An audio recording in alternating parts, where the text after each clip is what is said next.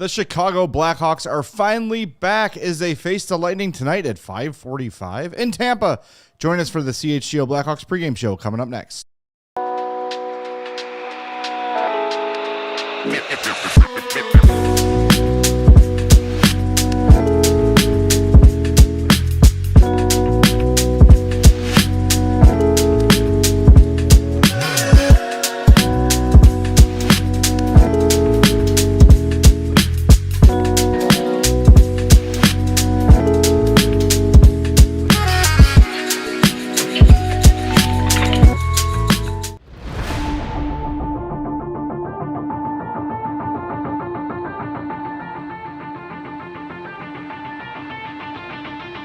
This is the CHGO Blackhawks pregame show presented by Bet365. Download the Bet365 app. Use our code CHGO365 when you sign up. Whatever the moment, it's never ordinary at Bet365. Hope you're having a wonderful Thursday. I'm Jay Zawaski. That's Mario Tirabassi. Hello. Sarah Fichter's over there. Hi. Running the show. Everyone's happy. Everybody's here. Do us a favor. Hit that like button for us as we preview this game against the Lightning. 5:45.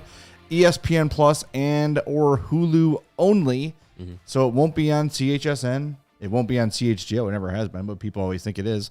Not yet. ESPN Plus, ESPN Plus, Hulu. That's where the game will be. Hawks and Lightning. And I got to tell you, man, we've been talking about the excitement of this season. I woke up this morning, opened up my phone. I saw several accounts saying the Chicago Blackhawks play hockey today on my For You page. I know we tweeted something out like that from our account. There's an excitement around this team. Actual excitement that people they're waiting for another game to happen. They're excited when game day's here. Let's go. This is what we've been waiting for 3 freaking years. My Uber driver coming into work today was talking about the Blackhawks and how he thinks this is the new generation of like the Hawks winning cups type of team. I think he was like very excited about it. Uber driver's been listening to the CHGO Blackhawks. Oh, well, he was asking like what I was doing, and so we were just talking about it, and he was like, "Oh, the Hawks team is like he's so excited." Yeah. Hey man, I'm telling you, Your Uber driver, Windy City Hockey. Probably. Yeah. I'm telling you, like this city is buzzing for this team to be #back, and I think we're close. I think we're closer than we've ever been since at least CHGO's been around. That this team has that excitement about it. You know, it's still early in the season, 7 games in, but you know the way it looks, the way it feels is so much different. And the record is resemblant of that. All losses were 1-goal losses, and the wins have been against teams that you want to see them beat. We talked about, coming into this season, what do they look like against Anaheim? What do they look like against St. Louis, Utah, Nashville, Seattle? Like, how do they look against these teams that you're trying to stack up against? And you got some wins against those teams, and you got some close games against the other ones too. So I think this will be a game. You talk about measuring stick tests. Yep. This will be a game where, you don't look at the records because the Lightning have a 1-3-2 unexpected record, but so do the Blackhawks. So you go by what you see in this game specifically and just take it to the next one. And then as we get throughout the season, then you can kind of take some more big chunk evaluations of different teams. All right, here are your lines for tonight. We have Connor Bedard centering Tyler Bertuzzi and Lucas Reichel. How about that? Reichel gets the job on the first line with Ilya. Andre Burakovsky. I was going to go to Ilya Mikheyev. Burakovsky's wife had a baby, so he's on paternity leave. Congratulations to them. Nazar centering Tirabassi and Mikheyev. Green with Doc and Donato. Slaggert and Foligno make up your 2/3 of your fourth line, and they're going with 7 defensemen again. Vlasic, Renzel, Kaiser, Levshov, Grzelcyk, Murphy, Crevier. Spencer Knight gets a start and goal. And those forward lines will rotate. Yesterday at practice, we saw that Colton Dach was on that third line, and then today's morning skate, Sam Lafferty was on that spot, but then Ben Pope, who is in Tampa, said all indications look like Lafferty is going to be scratched again. So, and again, 1 minute ago, rotate. he confirms that. So 100% that is correct. Yeah. Huge opportunity for Lucas Reichel. We have been pining for him to get this look, to get some time with Connor Bedard, to get some top 6 minutes. Mm-hmm. Has he earned it? Sure. Had a really good game a couple games ago. I'm excited to see him get a look here and see what he can do. And I think the result that he has tonight, even if he doesn't have a multi-point game or score a goal or get on the score sheet, this is a really good opportunity for him to show this coaching staff and to show this front office, like, if you give me opportunity, I will make the best of it. I feel like too often with Lucas, when he's been given these opportunities, he has sort of fumbled them. I hope he takes this one by the throat. Because, look, if you can turn Lucas Reichel into a 35, 45-point guy, which isn't too much to ask, if you can add that to the crop of what you have, that is a crop. Yeah, that'd be nice. Not only does it help the team now, when Boisvert and Frondel and those guys arrive, and teams come a call, and you could say, hey, look at what Lucas Reichel did when given this opportunity on this team. Even with some, with the hanging over his head that he might be traded, that he's not really in the future plans, he still delivered, gives him more value than he would have had 2-3 weeks ago. So a big opportunity for Reichel in a lot of regards here. Yeah, and that's a spot that when you talk about the rotation of the forwards group, you're likely to say that Bedard and Donato probably stick together and, you rotate through guys. But if Reichel comes out with a good start to the game, then you might see him get more opportunity and him probably stick around with Bedard a little bit more. But yeah, we'll see. I have tempered expectations for what Lucas Reichel will be able to do, but I'm hoping that he, like you said, he does take advantage of this opportunity to play with Connor Bedard and play with Ryan Donato and play on the top line and have those assignments early on and not get lost in the shuffle of the forwards group. But it's possible. I think the best thing for him will be noticeable in a good way. Like you said, you don't have to put up 2 goals or have a bunch of assists. You don't have to have a big point game, but be noticeable, do the right, because that is what we're seeing other players do that are kind of in that, mix of like, these are the forwards that'll kind of rotate and get different opportunities. Maybe it's bottom 6, whatever it is. That's what we're seeing makes a difference with Jeff Blashill and his coaching staff is, are you playing the way that we are expecting you to play? We're asking you to play, doing the right things with, the small details of the game, playing off the puck, or are you getting lost in the shuffle of the game and therefore you're less effective? Be noticeable in a positive way, finish your checks, be tough in puck battles, play with speed, play with engagement off the puck. Like, that is not only for Lucas Reichel, but for everybody else, but especially for a guy like Lucas Reichel, that's going to be a big way to make a spot for yourself in the lineup night in and night out, and not hope that, maybe someone's hurt or whatever. Then I can get it. Go and take a spot by playing that way. I always go back to when Andrew Shaw joined the Blackhawks. Yeah. And this sticks with me forever, is he was called up with Dylan Olsen, who was a decently, not like a, Lev Shinov, Renzel level prospect, but a decently thought, like Ethan Del Mastro. He was a first-round pick. Yeah, okay, so a Nolan Allen level prospect, right? Everyone was excited when he called up, and also Andrew Shaw was called up. 5th-round pick. And it was like, all right, well, this kid's coming up. Somebody, I forget who it was that was hurt, and he's going to get an opportunity to play a couple games, maybe drop the gloves, and then go back. And once Andrew Shaw was given an opportunity, he never let it go. He never went back to Rockford. He said, you're calling me up? Made a big statement. I am never going to be Faru again. Ever. I'm never eating there again in my life. I am staying in Chicago. I'm going to Chicago Cut. I'm going to RPM Steak. That's my life now. Take it from me. Watch it. You know what I mean? Yeah. And Reichel does not have the personality Andrew Shaw does, obviously, but this is really his last chance. You've got this window open for you where Burakovsky's out, Dickinson's banged up. They don't want to play Sam Lafferty. So apparently not. Yeah.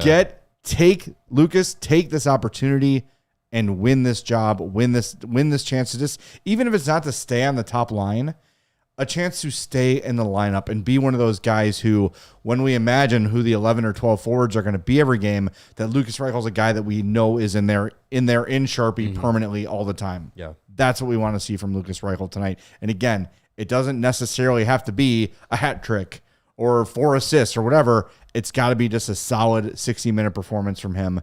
And I think we'll see as the minutes play out and as the opportunities play out for Reichel, how Jeff Blashill thinks it's going. So with that, why don't we hear from the Blackhawks head coach who met the media after today's morning skate? Brandon Hagel about working with you for the past 3 years here, and he said he had a pretty unique relationship with him and talked to him a lot away from the rink and everything. And what was that like? I love Hags as a guy. Number one, I think he's a great person, and you end up kind of as an assistant coach. We all had different players that we worked with, and so he was one of the guys that I worked with on a regular basis, and I think that relationship grew beyond just hockey, and in a good way. He's a great dude. I really enjoyed my time with him, and honestly, I think when you work with guys like that, they help make you better coaches, and he certainly did. It seems like you're able to have a little bit more direct personal relationship with guys as an assistant than as a head coach. How did you kind of go about that transition of how to approach that? Yeah, I mean, I think what I've learned over the years, and it's probably changed over time, is really, honestly, you have to develop a personal relationship with players first. And I think if you develop a personal relationship with them, then you can coach them hard when you need to coach them hard, and because they know that you're in the fight with them. And so it's probably, from my first year's coach, being a head coach, even going back to junior till now, I think that part of it's changed probably a little bit, and I've adapted. So I think you can, the relationships certainly might be different, and you might spend more one-on-one time with players as an assistant, which I certainly did here in Tampa. But I still think it's important in my role here to make sure that I have relationships with the players, and that started when I got the job and continued through the summer, so that when we do as head coaches have to hold them accountable and have some of those hard conversations, at least you have a good understanding of where each other's coming from.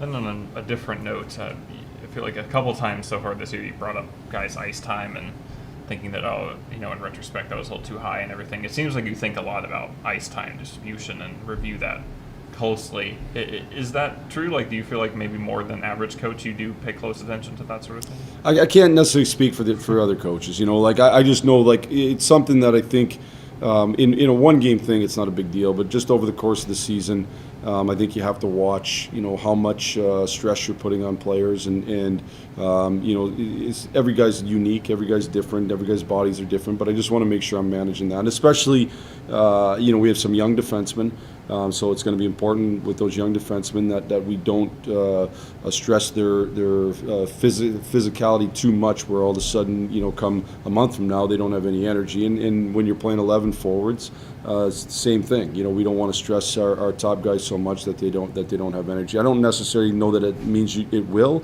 but just something I want to be conscious of and work with our group to make sure that we keep them as fresh as they can be. In sports, I feel like the context we hear about that the most is like baseball bullpens and pitcher usage. Do you see any commonality to how you approach it to that? I honestly, I'm an average baseball guy, so I can't speak to that. I think that's more like a specific usage of your arm, where this is more just your overall physical kind of load on your body. So I don't think it's quite the same, but I just think it's something that you have to manage and watch. And honestly, I think most coaches are aware of it, and most management staffs are aware of it. I was talking to Frank Nazar, and he said that he's working on his first few steps, kind of on the back check. Is that something you've talked to him about, wanting to improve? It's something I've talked to our whole team about from day one, how important that is to make sure that we become a great, I use the word reload, but great reload team, that our first 3 steps as soon as the puck transfers, really either offensively or defensively, you want to win that transition race. And certainly from a defensive standpoint, it makes you really hard to play against. I think if we can use our speed as a defensive weapon in those situations, it allows our D to gap, and now the other team doesn't feel like they have any space. So it's something we've been trying to build from day one here, even going back to conversations I had with guys in the summer, and I think it's something we're improving on. There's Jeff Blashill. Thank you to the Chicago Blackhawks for use of the video, and thanks to Ben Pope for interviewing Jeff Blashill. Is the only one on the B2 Traveled. Good for him. Like we were saying, you get a lot of your get a lot of your questions in and get a lot of stories out of it for Ben. So that's good. That's good. Before we continue, I want to shout out the Steve42, who always joins us from Scotland. Says, lost my job and my dad's in a hospital for heart surgery. I need some CHGO comfort tonight.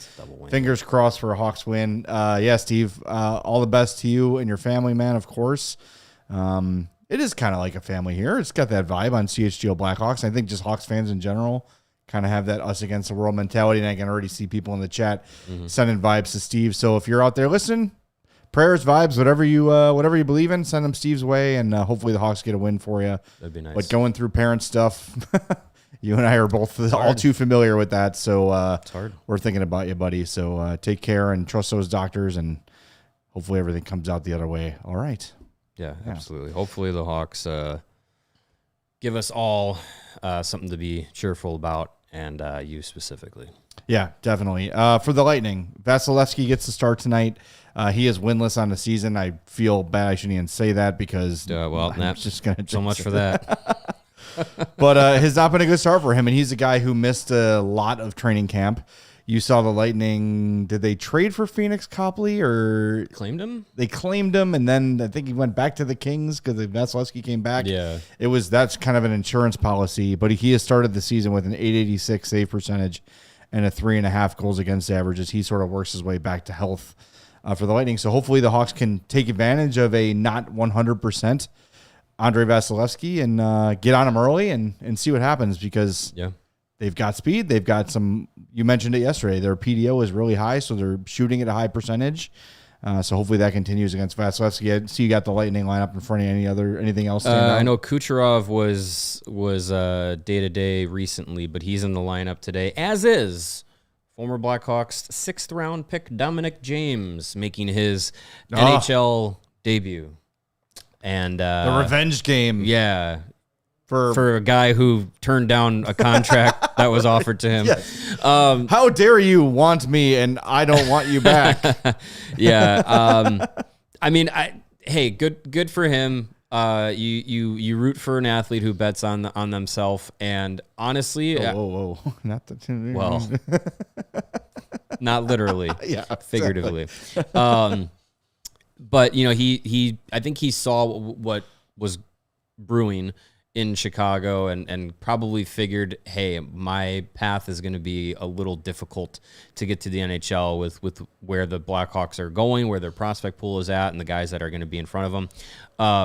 So he took an opportunity to go with Tampa, which again, that's a tough road to the NHL with a team that's that stacked, but some injury issues and some suspension issues with the Lightning, and lo and behold, here he is, and he's played well to start the season in the AHL with Syracuse. I think he's got like 6 points in the first 8 games or something like that. Like a good start to him. So hats off to him. Hopefully he does absolutely nothing tonight against the team that drafted him. But he's in the lineup. And this is a Tampa team that is stumbling out of the gate. Their metrics are not as good, quote unquote, as good as the Blackhawks. When you look at, creating chances at 5-on-5, Blackhawks have a 46.17%.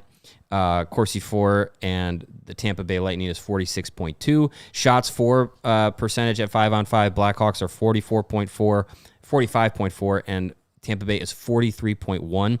The goals for at 5-on-5, Blackhawks are 61.5% goals for, Lightning 44% goals for. The expected goals for 47.6% at 5-on-5 for the Lightning, 46.5 for the Blackhawks. And then, yes, the 5-on-5 PDO, Blackhawks 1.057, Lightning 1.003. So this is a team that is, for Lightning standards, playing really below what you expect. So this is an opportunity for the Blackhawks to kind of ride the momentum that they've gotten going here. I know the days off is kind of stinky for them to have this much time off, have a one-off road trip, and then come back home for some games. But this is a big opportunity for this Hawks team to kind of, ride the momentum that they've created, and do it against a team that beginning of the year, everyone was talking about the Lightning as in that contending conversation and, being Atlantic Division winners and stuff like that. So if you have the opportunity to jump on a team like that, that is going to do wonders for your own self-confidence. And it again, like, we're not exactly there yet, but points and wins, it starts to matter. Well, Tampa hasn't played since Saturday, so they've had some time to work on things, to right the wrongs. I think it's really funny looking at the comments on the lines for today that Tampa posted. One guy says, "Got to try something." Another guy says, "And another loss incoming." Tampa Bay Sports on Twitter says, "Who is it, the third left D?" That's Lilleberg. And then another guy says, "How the F does this team keep trotting Lilleberg out there?" Oh, boy. Are the vibes bad in Tampa? The vibes are not great in the warm weather cities all of a sudden. Yeah. Oh, boy.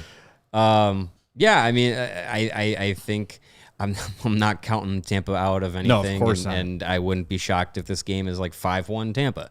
It's just the reality of things.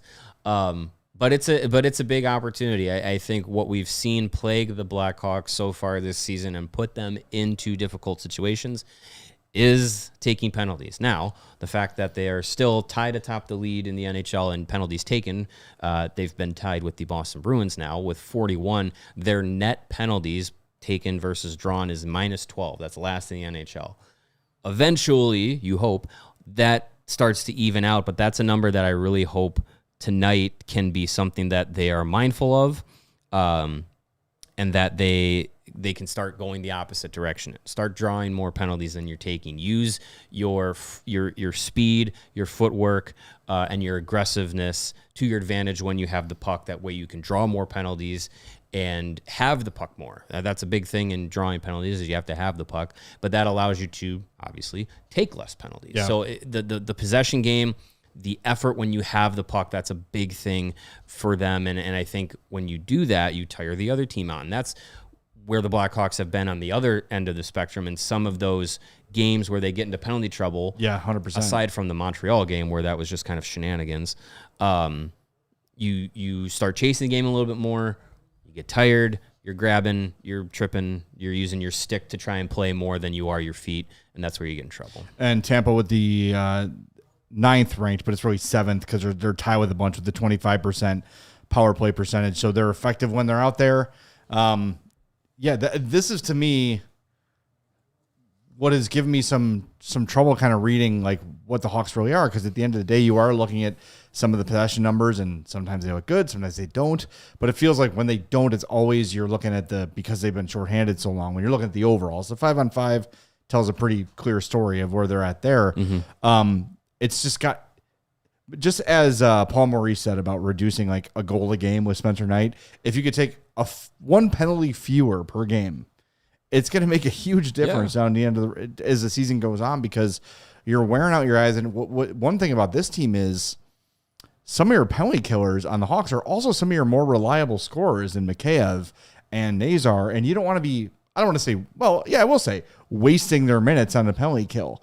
You want those guys out there attacking, using their speed, putting pucks on net, creating chances, scoring, all those sort of things, and having them on the ice, on the penalty kill.